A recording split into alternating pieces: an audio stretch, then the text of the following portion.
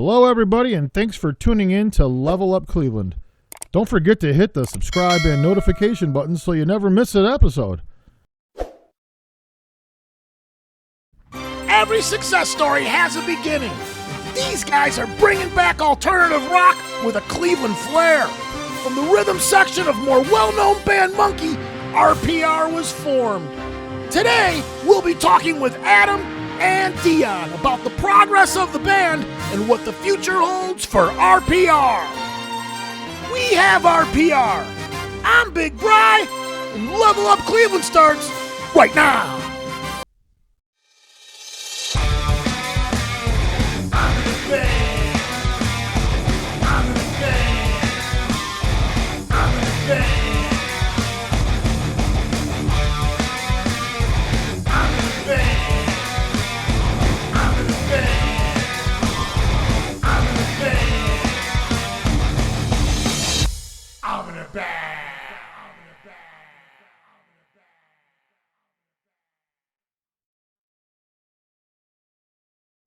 Hello, everybody, and welcome to Level Up Cleveland. And in studio today, we have Cleveland's own RPR, Hard Rockers.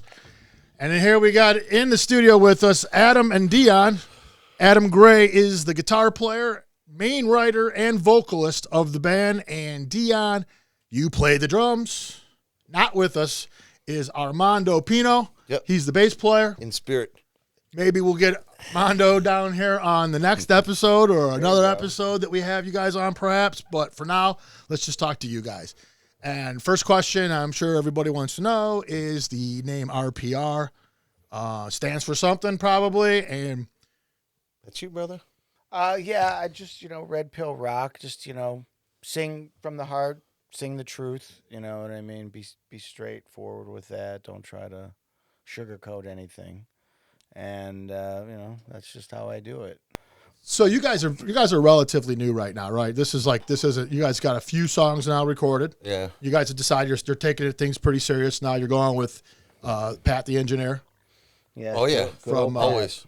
And Yeah. you guys That's are how kind we of roll. taking a little more of a serious stance with it. And so what exactly how would you guys describe your music? I mean, I called you guys like kind of a hard rocking band. I wouldn't exactly say you guys are heavy metal. No. I wouldn't exactly say you guys are rock. Anything You're a little alternative more than rock? just rock. It's a little heavier edge to it.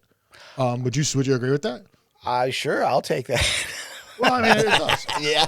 It's like, if someone's like, hey, you're rock, dude. I'm like, well, why would I say no to that? Yeah, I'll Right. take that compliment. Thank you. Well, you guys definitely. But I mean, I don't really think that I have much, in the way of like something I'm locked into. I'm open to everything. as far as As what you music write, goes, yeah. period. I mean, you probably won't hear me writing any polka songs. You probably won't hear me writing any. I like, do. Okay, when you Hard say that, open when on you it, say 'cause I that though, do can't you play mean like polka. you're absolutely not influenced at all by polka? Would there? I mean, if you No, I wouldn't say that. I like polka music. It's just not something that would be I- introduced into a song. Well, it's not something that I would do because I remember, like, for instance, I used to hear a lot of heavy metal bands way back when, and I was just like, man, all this is polka music with Right. a freaking edge, you know? Yeah, a lot of people would say like, or it's classical music with distortion, or Right. you can attribute a lot. But that's just funny when people say that because it's just like, to me, if you could pull a polka part out and the song benefits from that, right? Well, right, but that's what I'm saying. That's not something That hasn't come out yet. Yeah, that's not something that I would have any background to draw from. Like a song about sausages, then you might put a polka part. Sausages. Well, Yeah. you Right, can't. I like that. When you can't Right. forget about the pierogies and the onions Right. too, all mixed in there. Well, yeah, you guys got 3 songs done right now, and to be Yeah. honest with you though, this is where a lot of bands sputter right here. Right. A lot of bands right here will get their first three songs, or maybe they'll get a whole CD, maybe if they're lucky, and then they just think that they feel as if that's their accomplishment now, and they've accomplished everything they've set out to do. You guys feel like you're going to rest your It wasn't laurels? even really a band thing, in Yeah. the beginning. It was kind of like, let's get together. Well, you guys actually polish stem some from of his old a stuff. whole nother outfit. You guys were. Yeah. Yeah, Go, this was buddy. you guys aren't just like This someone. is The for plug. you, man. The plug. Right here, Oh. that's yours. That's Thank your you. guys. Oh, Yeah. Yep. It's this is the Monkey CD. Now this finally is done. This is what you guys actually were before. And then we had... Well, no, not really. Me and him were always RPR. We were always RPR. So you guys had the separate And then thing. I came into the monkey thing. Yeah. That's the Leave reason anything I joined unfinished. that band, was because I'm like, this is fun music. There's already a lot of stuff there. You just need to fill in just a few little holes. Do you guys think of like there's any Right. possibility of like a monkey reunion or like It's hard you to guys when say. you guys get back together and actually I don't know. It's play hard this to say. out? See, It's hard to say. So what about RPR? Is there a plan to finish? I mean, it's going to be hard to play out very much with 3 songs, so you're going to have to. we're just getting Do going. you guys add like some cover tunes to it if you ever play out or anything, Nah, or we're just not- play those songs like 3 times each? No, and well, the reality of it is that, you know, last year we got really hung up with the virus. You know what I yeah. mean? Yeah. So that killed everything. So we would have had this thing that we just finished up done a year ago Right. had it not been for that. So when it comes to some of the tunes you guys got on this 3 songs, is that what you're going to present this as, like a 3-song EP, or you're going to add to it, or you're just going to Just just a 3-song demo. is that what you're looking at Yeah, it it's as? It's like a 3-song demo. Yeah. And how can people hear your demo? What can you, if they want to hear it, how could they get? They can always go on SoundCloud. So you got it on SoundCloud. gonna have a hard copy, RPR.com, SoundCloud, or RPR Cleveland on SoundCloud. Okay, and you got some of these songs. There's 3 songs on there right now. Let's go over them real quick. That's what I say. So first song you guys that I saw on there was a song called "Gone," and I also noticed that you like these 1-word titles for songs. It seems like, or is there a coincidence that the first 3 are 1-word titles, or is it just? No, I don't know why. Yeah, it's just Just kind comes of to you like that. It just kind of comes out. Well, you I'm know. just saying. But I mean, other songs could be longer. It's just I don't know. I kind of started with one thing, and then I'm like, all right, well, we'll just kind of roll with that for right now. Hey, whatever. I'm just saying. Right, It just seems like there's more of a Yeah. theme going on with the 1 Yeah. word and small, like good small, gone. Right. What's that about? What's gone? Gone. That was a song that I did with that band way back when. Oh, this is so you carried this. Yeah, over. this is a song. This was like the very first song that I wrote, and so it has a lot of meaning to me. And even though a certain someone tried to steal it, it's like, no, dude, I'm not gonna let you steal it. I'm gonna, it's close to my heart. But anyhow, the song was about a girl that I dated, a dancer, who I was very glad when she was gone. Oh, Oh, she was. she was trouble. Oh my God. She was hell on. You have high heels. no idea. No, I'm sure I do. I'm sure a lot of guys through life. Yeah, but I mean this. Definitely red pill. Yeah, I mean this girl was, I mean, Toxic. You think of like, yeah. I mean she was. What was her name? Do you very- remember her name? Oh yeah, I remember her name. What was her stage name? Can you at least give her a stage name? No, she didn't use one. She didn't use Oh, one. she's like, screw that. I don't Yeah, need that. right. She's like, this. My is name's name. Stravinsky. Yeah. So, but All right, so then you got Slip. Slip. That was. Now, is that a noun or is that a verb? Yeah, that was a song that I did more recently. It was like probably several years ago I wrote that song. When you say you wrote it, you got these whole songs completed at that time. So Yeah. you're walking in, you're like, I already know how this goes, that goes. Here's yeah, the changes. that was right. Part of the reason that a lot of things went simply with him, because it's like, well, here you go. I already got it down. I already know where it's. Did you have drum tracks for these already? Or did I you? used a beat machine on my 8-track digital thing, and I think that's a great way to write. That's kind of how we got together. I put an ad out on Craigslist looking for a singer-songwriter that needs help completing the songs, needs a drummer. Oh, And he answered, wow. and I said, what do you got? And he goes, I got this machine, with all the stuff on there. I And made the beats myself. I and said, it turned out that we already knew each other.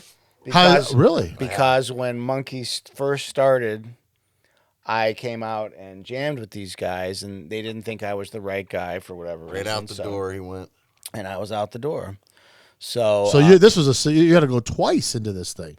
well, the second time was more about like, what do you bring to the table other than just playing guitar? Because that's all I did was going to do there anyways, was just play guitar. And I just wanted to point out a couple little things about Dion real quick. That if anyone knows that my band Perkaweiser, we do have a couple songs that feature Dion as the drummer on the songs.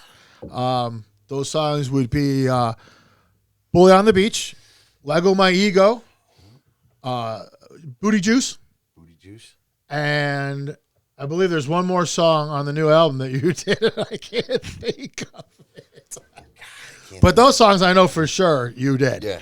So just to let people know that you were also a part of an honor, man. a very important awesome, project. man. And we don't want to forget too. that. We appreciate that because those are classic songs.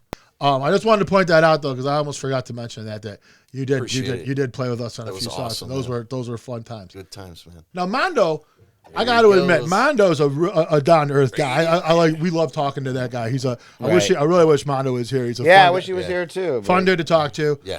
Now, have you guys been in any other bands before this? Were you guys at any kind of level of success or anything where you guys ever kind of? I mean, when I say success, I mean that loosely. I mean, I'm not saying exactly. Right. Did you guys ever make the top 40? No, I mean, like as far as Cleveland, you guys ever videos? Make a video for your band or something where you got some recognition. Yeah. Go ahead and hear about that. I've been in a lot of bands since I was probably 17. Any bands that anyone might have heard of? I mean, just playing the circuit out here and spend 4 or 5 years in a band and. What was the first band out? Some of them you just stand in. Well, for me as a drummer, I just do a little stand-in, do a few songs for them, and then on to the next project. Well, what would be some of the projects is what I'm asking. Like, give me something that someone what's one of the bands you were in? What was something? Twice a Week. Twice a Week. The Twice a Week band. Who was with them for 5 years. Now, what did you do with that? Did you guys did make a CD? Yeah, I mean made a music video. Is that on YouTube? Can people see that? Yeah. Twice a Week. Should I do the plug? Twice. Well, what is it? What's the song called? What was the song went called? Wrong? By Twice a Week. Yeah, there's a video up there. Why not? Live shows from different venues in Cleveland and. Now, how did you get to do that video? How did that work out? How much did that cost money? Well, no, it didn't. Good thing it didn't. But how did that happen? We got into a contest, like a battle of the bands. Really? Yeah. So we beat 16 bands out, and they gave us a check, some money, and T-shirts and. Where was this at? Where was the battle of the bands at? Peabody's.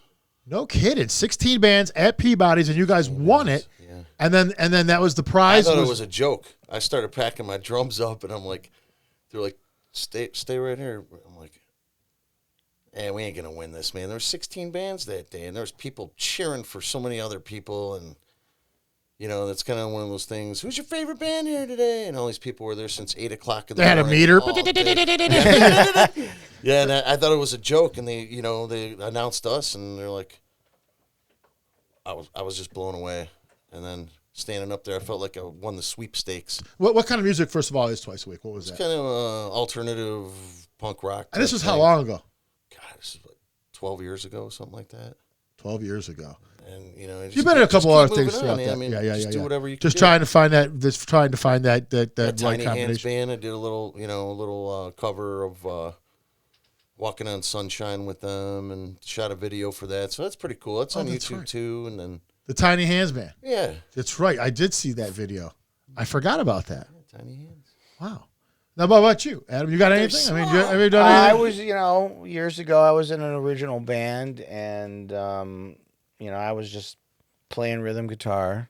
There was another guy singing and writing the songs, and then again, as the creative juices started flowing, I started doing coming up with a lot of new stuff, and it just came out of me. And unfortunately, this guy was, a bit of a song stealer, so I just basically it just didn't work out with him. But we did have some success when we were together. I mean, we played out a lot of places, original songs, played a lot of different bars. We had one steady gig at this biker bar down on Broadway. They were paying us $200 just to show up. And that was 25 years ago. So that wasn't chump change. It was decent money. And, so let me ask you a question. And then he cracked out. I got to throw that in there. But let me go back to when you said the guy that you guys used to play with, the guy who was a song stealer, right? What did he do with your songs? Like when you steal songs, like I understand, like if I hear like someone stole Elton John's song, right? Like there's I'm not saying you're not worthy or anything. What I'm saying though is like, what is a guy stealing your songs? What does he get from that at the end? Is this guy gonna like? What does he prosper from that? Just, hey man, you're a great songwriter, and he couldn't write a song at all. Is that all he benefits from? What was his gain from that? Yeah, like I don't understand. His gain from that was that he was so desperate to make it that he was willing to do anything, I think, to get there. You know what I mean? I'd show him a, bunch of chord progressions. I'd be like, oh, here's the lyrics I came up with. And then I'd be like, and then the next day, I'd see him a week or two later and he's cranking out the whole thing, filling in the holes that I never, it was a process that, we started doing together.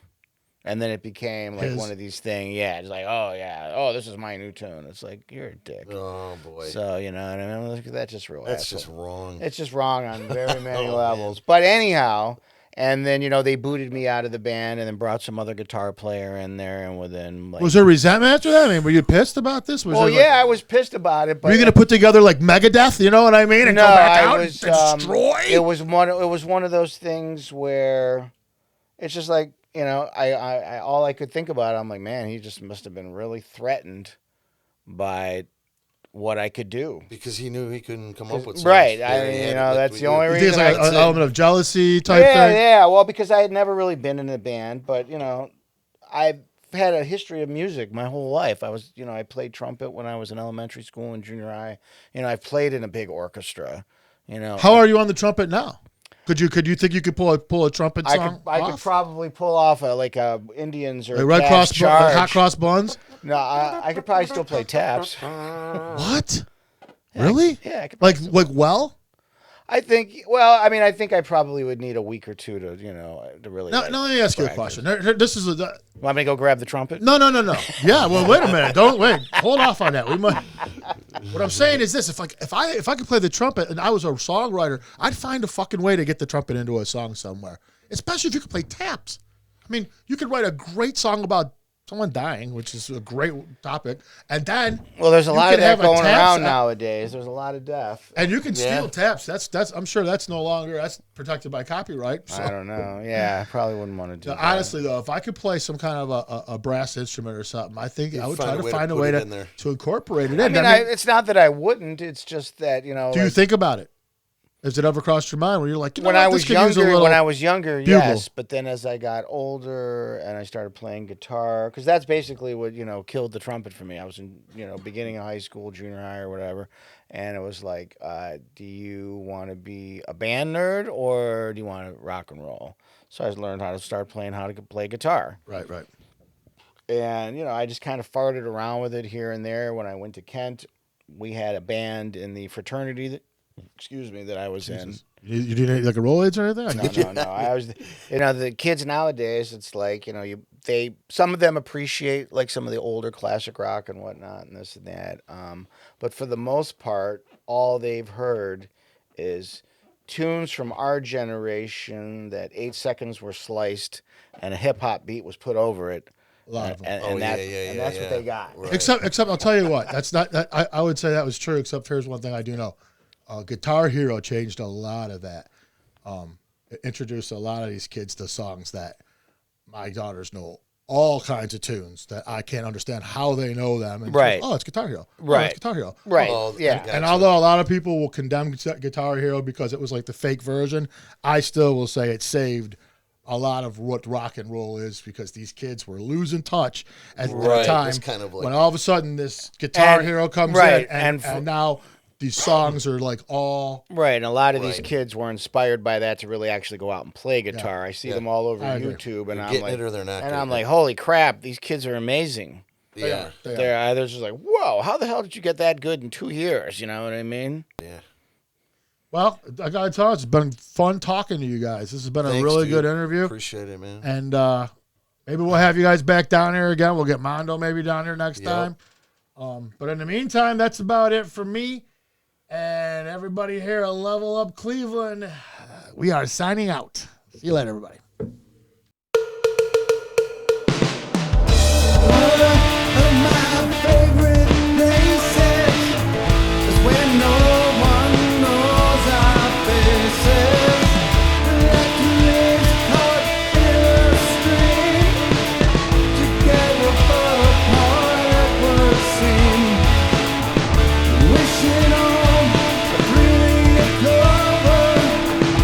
Wondering when it could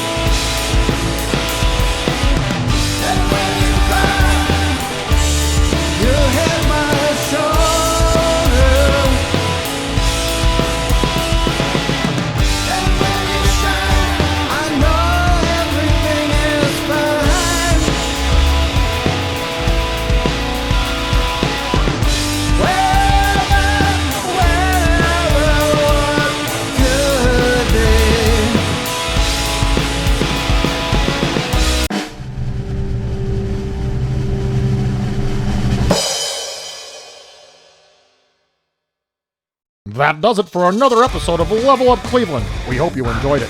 Check out the links in the description below to direct you to everything RPR and Level Up Cleveland. And remember, you can always hear this interview in its entirety on the Level Up Cleveland podcast, available wherever you get your podcasts. Join us next week when we talk to Cleveland's favorite rockers, Bittersweet Revenge. Level up, everybody! I'm in a bag!